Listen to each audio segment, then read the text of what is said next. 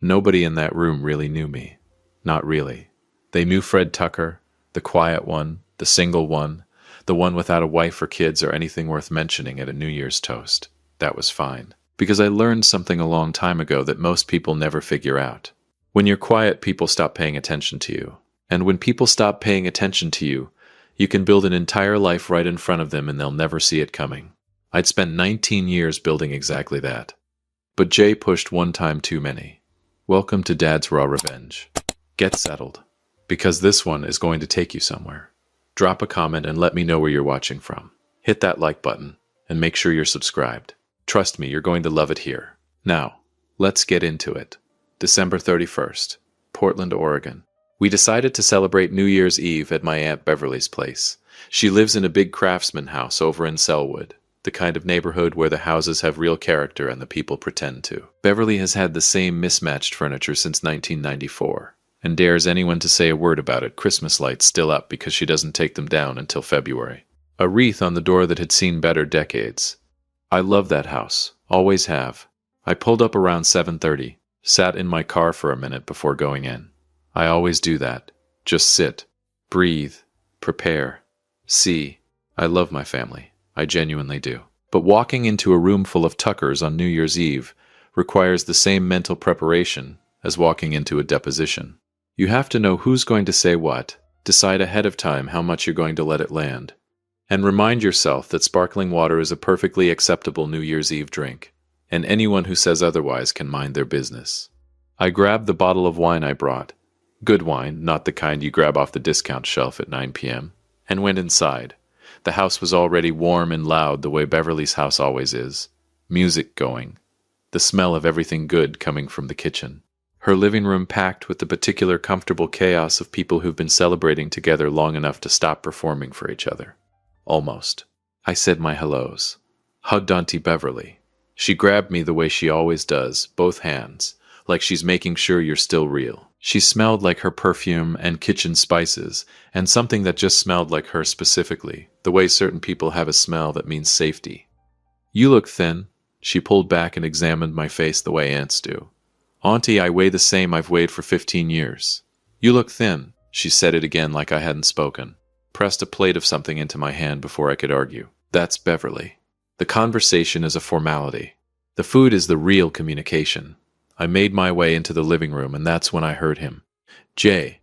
My brother Jay Tucker has a laugh that enters a room about 4 seconds before he does. Big, booming, calibrated, whether he knows it or not, to make sure everyone knows he's arrived. He was standing near the fireplace holding court, his wife Donna beside him in a red dress, laughing at something he'd just said.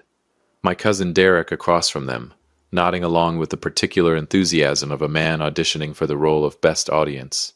Derek has been laughing at Jay's jokes since 1987. Some men find their calling early. Jay is 6 years younger than me, 45 years old, has somehow decided that makes him the authority on how a man's life is supposed to look. Good job if you can get it. He spotted me across the room, and his face opened up into that wide, easy grin. Freddie. He only calls me Freddie in public. I've asked him not to. He does it anyway because Jay does what Jay wants and always has. He grabbed my shoulder when I got close, one of those grips that's supposed to feel like affection but lands like a point being made. Man, I wasn't sure you were coming. Figured you might be home with, I don't know. What do you do on New Year's Eve, Fred? Same thing I'm doing now. I said it flat, standing here talking to you. Derek laughed. Donna smiled politely into her drink. Jay clapped my back and moved on to the next thing, because Jay always moves on to the next thing. That's his gift. Never sits in a moment long enough to feel its weight. I sat in moments. That was mine. The evening moved the way these things do. Food passed around. Drinks refilled. Beverly held the room the way she always has, laughing loud, pulling people into conversations, making sure nobody stood alone too long. I've always loved her for that. I was actually having a good time. I should have left at 10, 11:50. Beverly started gathering everyone for the countdown toast. Glasses got filled. The TV volume went up. That hush fell over the room. That specific New Year's hush where everyone gets quiet at the same time, without anyone asking them to. Beverly raised her glass first. Said something beautiful about family and new beginnings, and the grace of getting to do this one more year together. Her voice caught slightly at the end the way it does when she means something completely. Everyone was smiling. I was smiling. And then Jay cleared his throat. I just want to add something real quick. Here we go. He stepped slightly forward. Glass raised, the comfortable confidence of a man who has never once questioned whether the room wanted to hear from him. Been a good year. He nodded slowly, looking around. Donna and I closed on the new place over in Lake Oswego. Business is strong. Kids are thriving. He smiled wide. Some of us are really figuring it out. Turned and looked directly at me. Direct. Deliberate. Making sure everyone's eyes followed his. And then some of us, that easy smile spreading wider, the kind that makes people think he's joking when he is absolutely not. Some of us are 51 years old. No wife. No kids. Still driving that same beat-up car. Nothing really to show for 5 decades on this earth. But hey, at least you showed up right. Must be tough. He paused. Let it breathe. Looked around the room like he was inviting everyone to agree with him. I mean, we keep waiting for Fred to figure it out. Right? A small laugh. Donna shifted beside him. Derek looked at the floor. But hey. Jay raised his glass in my direction like a toast. Like a joke. Like I was the punchline he'd been building toward all night. I'm glad you showed up. The room went completely silent. Not the good kind. I felt it before I processed it. That particular silence that falls when something has gone too far, and everyone in the room knows it and nobody moves. Beverly's smile didn't falter, but her eyes cut straight to me, sharp and worried and sorry all at once. Donna looked down at her glass. Derek laughed, just once, quickly, then stopped when nobody joined him. 51 years old, no wife, no kids, beat-up car, nothing to show for it. Said like a verdict. Like I was a case that had already been decided, and the jury hadn't even needed to deliberate. I looked at my brother standing there with his Lake Oswego house and his strong business, and his kids are thriving, and I felt something move in my chest. Not anger. Something quieter than anger. Something that had been patient for a very long time, and had just decided tonight was the night. I set my glass down on the side table. Slowly. The way you set something down when you want your hands completely free. Don't worry about me, Jay. My voice came out even. Calm. Almost bored. I'm doing just fine. He laughed. Raised his glass to the room like he'd landed the joke of the evening. That's what I love about you, Freddie. Always so... Beverly. I turned to my aunt. Smiled at her. Real and warm and nothing performative about it. That ham is outstanding. Best you've ever done. Beverly blinked, then smiled back, wide and relieved and grateful. Thank you, baby. The countdown started on the TV. 10, 9, 8. The room filled with noise the way it always does. Glasses raised. People leaning into each other. Jay was still talking. I stopped hearing him, because something had just clicked into place inside me.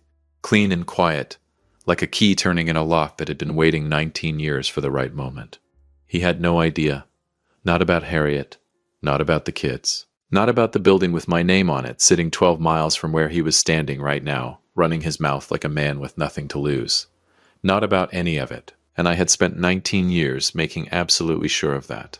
They say pride is the most expensive thing a man can own. My brother Jay had been running up that bill for years. January 3rd was the day it finally came due. January 3rd. 3 days into the new year, and Portland was doing what Portland does in winter. Gray sky sitting low over everything. Rain coming down in that quiet, persistent way that doesn't dramatic about it, just steady and patient, like it has nowhere else to be. I was at my desk by 7:15. Coffee from the place on Southeast Hawthorne that I've been going to for 11 years. Carla behind the counter already had it waiting when I walked in, because that's what 11 years gets you. A medium dark roast, and a woman who remembers your order without being asked. Small things. I've always been a man who notices small things. The office was quiet at that hour, just the way I like it. Our building sits on the edge of the Pearl District, 12 floors northwest facing, the kind of view that makes people stop talking mid-sentence when they see it for the first time. I'd watched that happen more times than I could count. Someone walks in ready to negotiate, and then they hit the windows and just stop. Real estate is 70% psychology. The other 30% is knowing which 30% matters. I had 3 calls scheduled for the morning, a development meeting at 11, and somewhere in the back of my mind, quiet and unhurried. The memory of Jay's face on New Year's Eve. I let it sit there, didn't push it away, didn't dwell on it either. Just let it be what it was. My phone rang at 9:47. I looked at the screen. Jay. I set my coffee down. I let it ring twice. Not because I was being dramatic. I genuinely needed those 2 seconds to decide what version of myself was going to answer. The brother. The businessman. The man who had been quietly holding Jay Tucker's life together since 2009. I answered on the third ring. Jay. Fred. His voice was different. I noticed it immediately. Jay has a voice that's always slightly too big for a phone call. Loud. Confident. Takes up space even through a speaker. This wasn't that voice. Hey man. You got a minute? Oh, he needed more than a minute. I've got a few. I leaned back in my chair, waited. He took a breath. I could hear him moving around, pacing probably. Jay always paces when he's uncomfortable. Has since he was a kid. So look, I'm just gonna say it straight. A pause. The Terran contract fell through. I didn't say anything. Completely fell through, Fred. The developer pulled out Thursday night. No warning, just done. Another breath. I've got vendors expecting payment next week. I've got 2 guys on payroll I'm working on it, but it's... He stopped. Started again. It's bad, man. I knew about the Terran contract. I knew more about Jay's business than Jay probably realized. The silence stretched between us like taffy. Fred, you still there? I'm here. Okay, so Look, I wouldn't call if I had another option. You know that, right? I want you to know that. Sure, Jay. I know. I said it easy. No edge on it. How much? He told me the number. I didn't flinch. On the outside anyway, on the inside I was thinking about New Year's Eve. About the way he'd turned and looked directly at me in front of the whole family. About Beverly's worried eyes cutting across the room. Jay. Yeah. Come to my office tomorrow morning, 9 o'clock. A beat of silence. Your office. Something in his voice, confusion, maybe recalibration. Like he was updating a file in his head that hadn't been touched in a while. Yeah, okay. You're still over on. I'll text you the address. Okay. A pause. Then quieter, genuinely quieter, Fred. I appreciate it, ma'am. I mean it. I looked out at the Pearl District skyline, rain running down the glass in long, slow lines. 9 o'clock, Jay. Don't be late. He was late. 9:18 when the front desk called up to tell me my brother was in the lobby. Of course he was. I told them to send him up and swiveled my chair toward the door. I heard him before I saw him, not his laugh this time, just his footsteps. And then the elevator opened, and Jay Tucker walked out into the 14th floor reception area of Tucker and Associates Property Group, and just stopped. I watched it happen through the glass wall of my office, watched him take in the space, the reception desk, the artwork, the view hitting him from across the room like a wall of cold water. Natalie at the front desk smiled and said something to him. He nodded slowly without really hearing her. There it is. I stood up, buttoned my jacket, walked out to meet him. Jay looked at me, really looked at me, in a way he hadn't in probably 20 years. Fred, he gestured vaguely at the space around him. How long have you? Come on back. I walked him past the open floor. For Jay it looked like walking through a room he'd been wrong about his entire life. Good. I opened the boardroom door and gestured him in. He walked through and then stopped so fast I almost ran into him. Because sitting at the head of that table, composed, elegant, a cup of tea in front of her, and a leather portfolio open beside it, was Harriet. The silence that followed was one of the most complete silences I have ever witnessed in my life. Jay didn't move, didn't speak. I watched the color change in his face, going through shades like a man who can't find the right channel. There she was, the woman he'd called too quiet, too simple, not the kind of woman a man like him ends up with. He'd said that, out loud, to her face. 22 years ago in the parking lot of a cheesecake factory in Beaverton. She'd told me that story on our second date, and I'd thought, this woman is going to change my life. I was right. Harriet looked up from her portfolio, met Jay's eyes, smiled the way she always smiles, warm and completely unrattled, like she'd been expecting him, like this was just another Tuesday. Jay. Her voice was calm as river water. It's been a long time. Jay turned to me, back to her, back to me. Fred, what how? He couldn't finish a sentence. just kept starting new ones and running out of road. I pulled out the chair across from Harriet and sat down, nodded at the seat beside him. "Sit down, Jay." He sat, slowly, like a man who'd forgotten how chairs worked. I opened the folder in front of me and slid a single photograph across the table. He looked down at it. Fred and Harriet on their wedding day. Spring in Portland, 2005. Cherry blossoms coming down like slow pink snow in Lad's edition. Harriet in ivory. Me in a charcoal suit that Harriet had picked out because she said I had no business choosing my own clothes for important occasions. She wasn't wrong. And then the second photo. Our 3 kids. Russell 14 now, already taller than me and deeply unimpressed by everything. Nora 11, sharp as a tack and has her mother's eyes. And little Davis 8 years old and built like a small freight train. Jay stared at those photos for a long time. I let him stare. Finally he looked up. His voice had gone somewhere small. 19 years. 19 years. I said it clean. No drama on it. Just a fact. And you never said anything. Not once. To anybody. Harriet spoke before I could. We didn't feel the need to announce our life to people who weren't paying attention to it. Lord, I love this woman. Jay looked at her. Something moving across his face that I hadn't seen before. Not embarrassment exactly. Deeper than that. The particular look of a man realizing that the story he'd been telling himself about other people's lives was never the true story. Harriet, he stopped, started again. I didn't know. I want you to know I know why you're here, and I'm going to help you. Because you're my brother, and that means something to me whether it means something to you or not. He exhaled.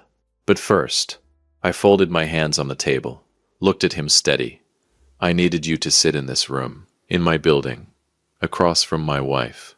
I let that word land, wife, and understand exactly who you were talking to on New Year's Eve. The rain tapped against the 14th floor windows. Jay Tucker, loud, flashy, always the favorite Jay, sat across from me with nothing left to say. First time in 51 years. If you have been listening for a while, do us one quick favor. Subscribe. A lot of people watch without ever doing it, but it costs you nothing and it means everything to us. Hit the like button while you're at it, and drop your thoughts in the comment. Jay was still sitting across from me in that boardroom, looking like a man who'd walked into a building expecting a storage closet and found a cathedral instead. The photos were still on the table between us. Our wedding day. The kids. 19 years of a life he never bothered to ask about. I'd waited a long time for this moment. And now that it was here, I wasn't angry. I wasn't triumphant.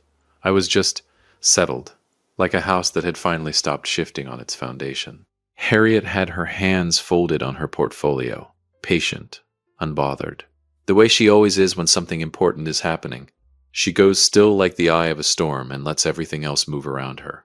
Jay kept looking at the photos, then at me, then at Harriet, like he was trying to triangulate something that refused to line up. Finally he said, "How did you two even?" He gestured between us. "I mean, when did this? 2 months after you ended things with her." I said it plain. We met at a fundraiser over in the Alberta Arts District. She spilled coffee on my jacket. I told her it was fine. She didn't believe me. I glanced at Harriet. She bought me a new jacket anyway. I liked that about her. I looked back at Jay. She does what she says she's going to do. Unlike some people at this table. Jay rubbed the back of his neck. That thing he's done since childhood when he's cornered and knows it but hasn't figured out his next move yet. "Fred, man," his voice dropped. "Why didn't you ever tell me? All these years, not once. Why?" I looked at him for a long moment. Calm, unbothered, the way a man looks at a question he's known the answer to for a very long time. Because I never felt the need to share my life with people who had already decided what my life was. I let that sit. Jay opened his mouth, closed it again. First time I had ever watched my brother have absolutely nothing to say. Harriet quietly set her cup down, let the silence breathe exactly as long as it needed to. Then Jay looked at her, something moving across his face that I hadn't seen there before. Not embarrassment exactly, something deeper than embarrassment. The particular expression of a man who has just realized that the story he'd been telling himself about other people's lives was never the true story. Not even close. Harriet, he stopped, tried again. Back then I said things I had no business saying, to your face, in that parking lot. He exhaled. I know sorry doesn't cover it, but Jay. Her voice was gentle, not warm exactly. Gentle the way a doctor is gentle right before they tell you the truth. I stopped needing your apology a very long time ago. She paused. I have a beautiful life, a full one. She glanced at me, those eyes doing that thing they've done to my chest for 19 years. Your brother made sure of that. Jay looked at me, something raw and unguarded sitting right behind his eyes. Fred. His voice came out rough at the edges. I want to say something and I need you to actually hear me. I'm listening. I've been an idiot. He said it straight. No decoration on it. Not just New Year's. Not just tonight. I mean, my whole life with you I've been an idiot. I let that land. Let it mean exactly what it meant. Jay. I leaned forward, elbows on the table, voice still quiet. I never needed volume to make a point. I want to walk you through something, just so we're clear, just so there are no more misunderstandings between us going forward. He nodded. March 2009. I watched his face. You were 4 months behind on rent. You were about to lose the apartment. Donna was pregnant with your first kid. You remember that? His jaw tightened. Yeah. You called me at 11 at night. I wired the money by 7 the next morning. You said you'd pay me back in 60 days. I paused. You never mentioned it again. You came to me on a Sunday, showed up at my door without calling. I sat with you for 4 hours going through your books. I restructured your pitch. I kept my voice even, steady like I was reading a weather report. You were back on your feet by February. Jay's throat moved. January 2015. The loan. I let that one sit for a second. The bank didn't approve that, Jay. I guaranteed it personally. Put up assets as collateral. The banker was a client of mine. I called in a favor I'd been holding for 3 years. I looked at him directly. You threw a party when it came through. Told everyone you'd finally gotten the bank to believe in you. I'm not telling you this to hurt you, and I meant that. Every word. I'm telling you because you stood up in Beverly's living room in front of our entire family and implied that my life was small, that I had nothing, that I was somehow, I searched for the right word, less than. I sat back, and I needed you to understand what less than actually looked like, and what it didn't. Jay Tucker, who always had something to say, who never met a silence he didn't want to fill, said absolutely nothing. First time in recorded history. Harriet quietly closed her portfolio, stood up, smoothed her jacket, gave me a kiss. I have at 10 o'clock. She looked at Jay one last time, not unkindly, just, finally, like closing a book she'd already finished. It was good to see you, Jay. Take care of yourself. And she walked out. We both watched her go. Jay stared at the door for a moment after it closed. Then he turned back to me, and I saw it, the thing I hadn't expected to see. His eyes were wet. Not crying. Jay Tucker would not cry in a boardroom, but close. Closer than I'd ever seen him. Fred. His voice came out rough at the edges. I've been an idiot my whole life, haven't I? It wasn't really a question. You've had your moments. I said it dry. Couldn't help it. 19 years of Harriet rubbing off. Something flickered across his face. Almost a smile. Almost. What do I do now, man? Just, what do I do? I stood up, buttoned my jacket, walked to the window and looked out at the Pearl District below. The rain was finally starting to ease up. Portland doing what Portland does, making you sit through the gray until the light decides to come back. I'm going to connect you with Tom Greer over at Pacific Northwest Capital. He owes me one. I'll make the call this afternoon. By end of week, you'll have a bridge loan to cover your vendor payments and payroll. I turned around. I'm also going to send Kevin, my operations guy, to spend 2 days with your team. Your back end is a mess, Jay. Has been for years. Kevin will fix it. Jay blinked. You're my brother. Simple. Final. I told you I'd help you and I will. That doesn't change. He stood up slowly, looked around the room one more time. The view, the building, the quiet evidence of a life fully built. You've had all this whole time, and you just let me. He couldn't finish it. Let you what, Jay? I looked at him steadily. Talk. Sure, I let you talk. I walked toward the door and opened it, but I never let it change anything about who I was or what I was building. That's the difference between you and me. I held the door. You needed people to know. I just needed it to be real. He walked past me into the hallway, stopped, turned around. looked at me for a long moment, with the look of a man recalculating the last 20 years in real time. For what it's worth, his voice dropped. I'm proud of you, man. I should have said that a long time ago. I let that land. Let it mean what it meant. Get home safe, Jay. Roads are slick. He nodded, walked to the elevator, pressed the button. The doors opened, and he stepped in, and for just a second, right before the doors closed, I saw him. Really saw him. Not the loud one. Not the flashy one. Not the favorite. Just my brother, looking smaller than I'd ever seen him, and more honest than he'd ever been. The doors closed. I stood in that hallway for a moment, just breathing. Then I took the stairs up one floor to my private office, the one that doesn't show up on the company directory. The one Harriet had decorated because she said my taste ran toward aggressively beige. And I sat down in my chair. My phone had a text from Harriet already. How'd it go? I smiled. Typed back, he finally knows. 3 dots. Then, did it feel good? I looked out the window. The rain had stopped completely. Just like that. Portland sky cracking open. Pale winter light coming through in long, quiet strips over the rooftops. Russell had a basketball game tonight. Nora had been working on a science project about river ecosystems. The Willamette specifically, because that's my daughter. Making everything local and personal. Davis had requested tacos for dinner with the focused intensity that only an 8-year-old can bring to a food decision. I typed back. It felt like enough.